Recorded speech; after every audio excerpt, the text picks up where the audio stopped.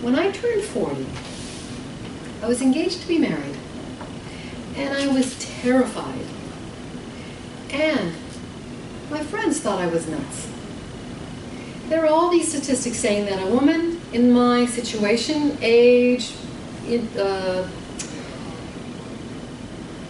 education level, and so forth, income level, all these different things, had like a chance in a million of getting married. But I didn't care about all that. To me, it was not about getting married. It was about being happy. I had met a wonderful man, the man of my dreams, who I wanted to grow old with. But of all the people that I've ever met married, they never seem to have the sort of marriage that I would like. Maybe I could count on less than one hand the marriages that I've seen that look really happy and fun, which is what I'm after. I know that life has its ups and downs, but I want mine with my partner to be as fun and wonderful as it can be.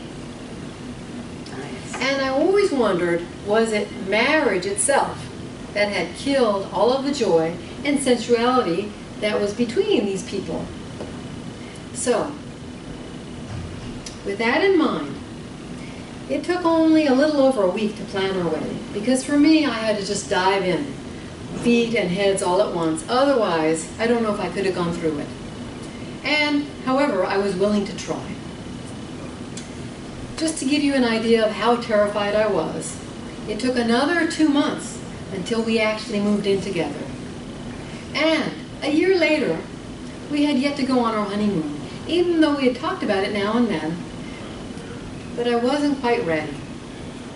One morning, we were having brunch in our little tiny dining area of our small apartment up in Pasadena. It was a sunny summer day.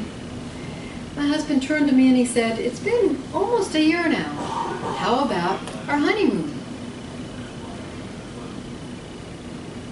There was the fragrance of saffron-tinged Persian tea in the air, of fresh fruit, of wonderful fresh herbs, of exotic, wonderful toasted bread.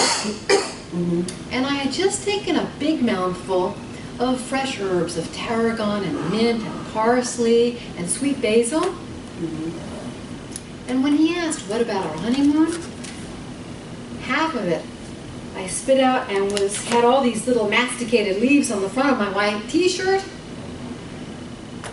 But I turned to him and I looked into his beautiful coffee brown eyes. And I realized this is a wonderful man and I cannot stall any longer. So I said to him, "Let's do it." So that morning, we didn't even clear the breakfast plate. We went over to AAA. Because for me, it's one thing to plan a vacation on the internet, but it's totally another thing to have a big old map in my hands and be deciding where I'm going to go and what I'm going to do. To me, that is just infinitely more fun. So we get to AAA, which is the home of free maps, and there's a big sign that says travel agent. I'd never used a travel agent before, but I figured we could give it a go.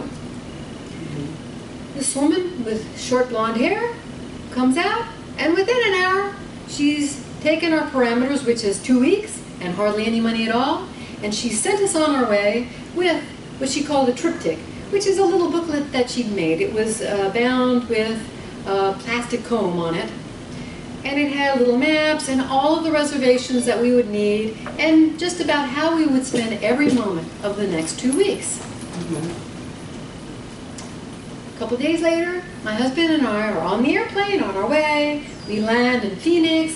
We get to the airport, and we saunter up to the car rental counter, and we realize that right next to it, we could get a car way better and for half the price. So we cancel that car reservation. We go over to the hotel, and the next morning we wake up, and as we're eating breakfast once again, we're flipping through this travel arrangement triptych thing that the AAA agent has made for us.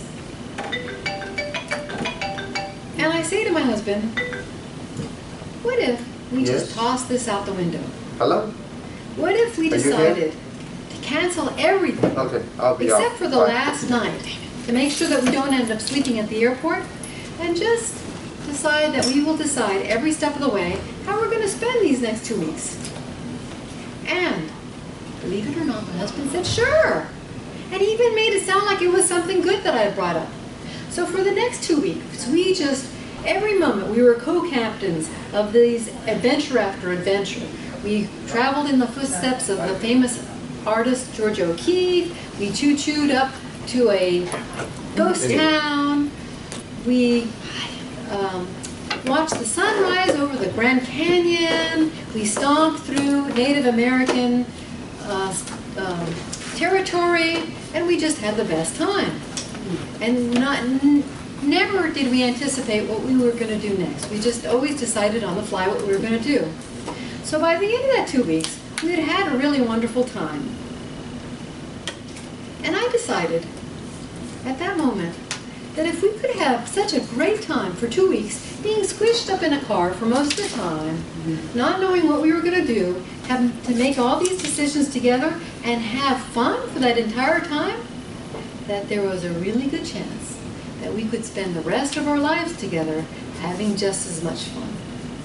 So that's why I recommend that everybody, if you're going to go on a honeymoon, don't plan it. Or if you're just going to go on a vacation, at least one time in your life, go on a vacation where you don't plan a single thing.